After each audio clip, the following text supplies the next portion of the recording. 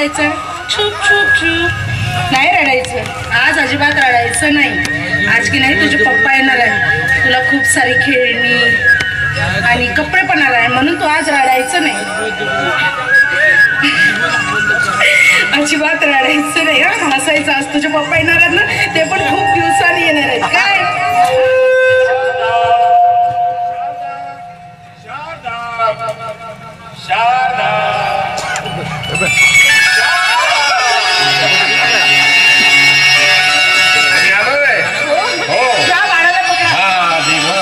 याच्यासाठीच तर मला वेळ लागलो होतो. पाणी हा, पाणी घे, पाणी. अरे वा, छान आहे माझं बाळा. अरे असं वाटलं होतं की तुला कधी कधी जाऊन भेटतोय, कधी पाहतोय. होय ग, खरंच छान आहे बाळा आपलं. काय म्हणजे आपलं बाळ त्रास वगैरे होत नाही ना? नाही, अजिबात नाही. बघा याचं नाक बघा, याचे डोळे बघा, अगदी तुमच्यावर गेलाय हा. हो ना, खरंच नाक आणि डोळे माझ्यासारखे आहेत, पण गाल मात्र तुझ्यासारखे आहे त्याची. हो बरोबर. मग आता काही भाग तुझ्यावर गेला असेल, काही भाग माझ्यावर गेला असेल. बरोबर. मला सांग, बाळ आपल्याला तुला त्रास वगैरे देत नाही? असं काय बघताय माझ्याकडे? काय बघताय म्हणजे काय? अगं तुझ्या चेहऱ्यावर उमटले ना अगणित आनंद बघतोय. आता एवढ्या दिवसांनी बघतोय ना. अच्छा, पुन्हा नाही झालं असं काय विचारतोय? मी तुम्हा दोघांना सोडून आता पुण्याला कधीच जाणार नाही. कारण माहिती आहे, तब्बल 11 वर्ष ज्याची मी वाट पाहिली, ज्या पुत्राची आज धरून दुःखाचे काळोखात दिवस काढले, त्याला सोडून मी जाणार? तुला पण नाही. तुला खरं सांगू, आपल्याला बाळ झाल्याची बातमी जेव्हा तू मला दिलीस ना, तेव्हा मला खूप आनंद झाला ग. माझा आनंद अगदी गगनात मावेल असा झाला आहे.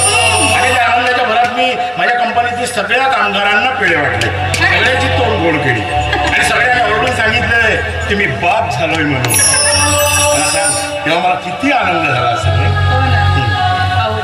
मला सुद्धा वाटलं नव्हतं की माझ्या या काटेरी वेलीवर हे सुखाचं फूल होईल.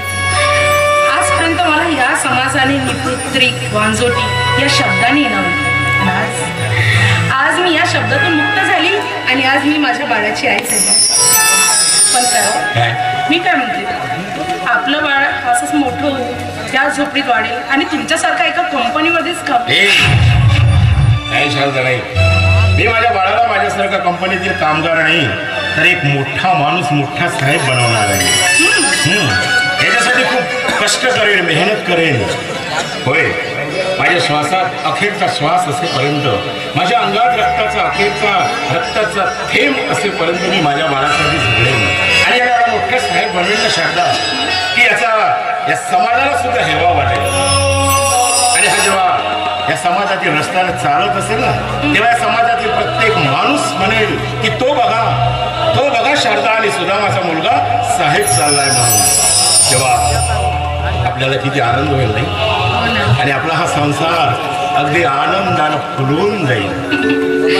देवा परमेश्वरा, माझ्या या सुखी संसाराला कुणाची दृष्ट नको लागू. बरोबर ग, मी सुद्धा परमेश्वराजवळ हीच प्रार्थना करतोय की आपल्या या सुखी संसाराला कुणाचीही दृष्ट लागू देऊ नको. नाही लागणार? नाही लागणार, नाहीच लागणार. म्हणून मी काय म्हणतो, काय म्हणतो सांग ना.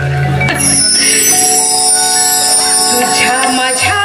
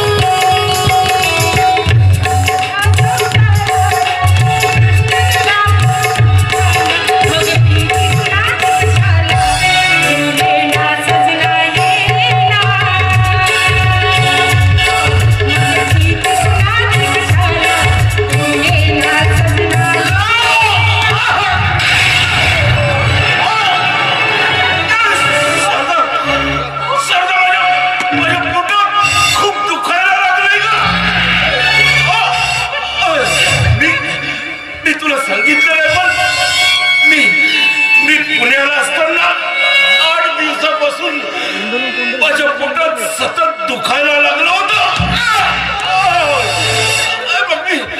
मग मी डॉक्टरकडे गेलोय. डॉक्टरांनी माझं चेकअप केलं आणि रिपोर्ट मध्ये सांगितलं की माझ्या दोन्ही किडन्या निकामी झाल्या.